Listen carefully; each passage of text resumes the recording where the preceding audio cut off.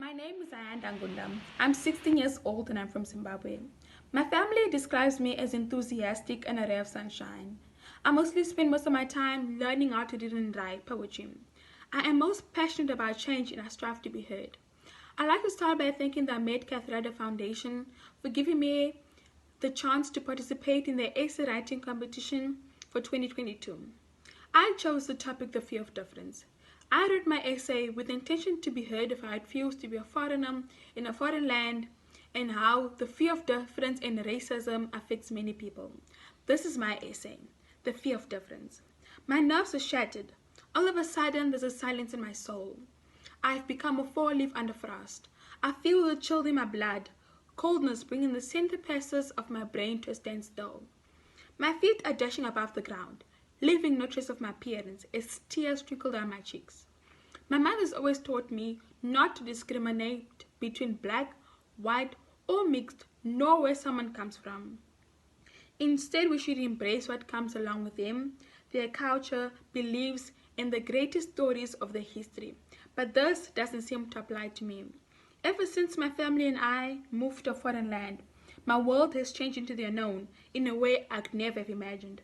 Today marks our 5 years since my family and I moved to the land of Afrikaans and isiXhosa. Life wasn't easy back home. Poverty, corruption, and underlying political arguments. Home wasn't always like this. I grew up in my home country in the norms of my culture, traditions, and tribe. I was raised through my cultural norms and molded in the foreign land. This is my journey. I'm used to running along the back streets of the Ikasi. I'd rather run during sunset than sit and enjoy the comfort I do not want to settle for. I'm in the foreign land. I suppose staying alert is the only way to survive here. In a flick of a tongue, I could lose my refuge. Life is tough here, just as it is in my home country.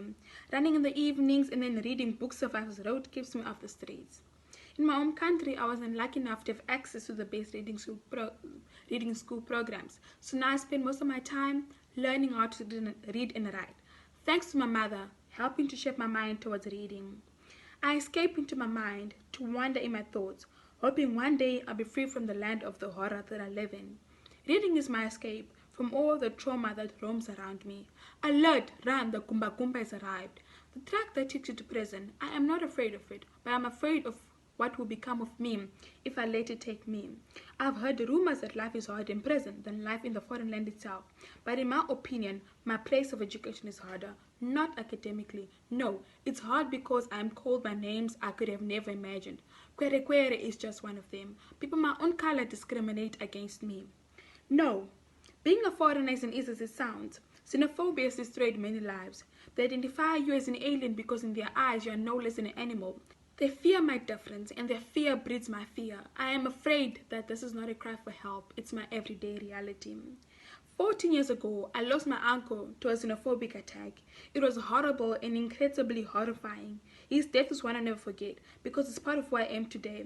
On a vibrant evening in May 2008, my uncle was heading home from his afternoon shift at a nearby construction site he guarded. He came home to find his shack in shambles. It was completely ragged and all his belongings were looted. He tried to get the police involved, but failed miserably. Later that night, a friend of my uncle's called my grandmother on the landline to inform her that her son had been burned alive. They poured paraffin and tied him to a tire and set him alight. It was hard to accept that he had only left us with only our memories of him before he had left for the foreign land. My family and I couldn't pay our last respects to him, as no one dared to step foot into the foreign land to get his lifeless body back to its home. Whenever I remember his incident, I am reminded of what could happen to me. They've hurt hundreds and burned many of my people to ashes mercilessly, and it doesn't end there. They've done so much more. I live with my mother and I fear for her and my siblings' lives. We only have each other, and it's not by choice. My father was taken away from me 2 years ago by the Gumba Gumba. He didn't have all the required legal documents as he was a refugee. I haven't seen him since the day that he was taken away. I'd never seen my mother more hopeless than the day that my father was sent back to my home country. The thought that I might never reunite again with him haunts me. Since my father left, life has been hard. There is not a day that goes by without me missing his presence in my life. He understood me. and I felt at peace whenever he was around because I knew he would not allow any harm to come to me. That's like my daughter, my father would say to me with a sharp whisper when I told him I've been robbed of my peace. How can the world be so cruel? There's a little light coming across from the street lights across my home, sparking under the door, hiding behind the lounge chairs. That's my comfort place. It's the safest hiding spot.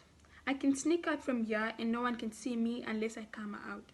I discovered this hiding spot a few months ago, just after I heard about Operation Dudula, a xenophobic organization. I am afraid that my world has turned into a hurricane of fear. Every light but one has been switched off.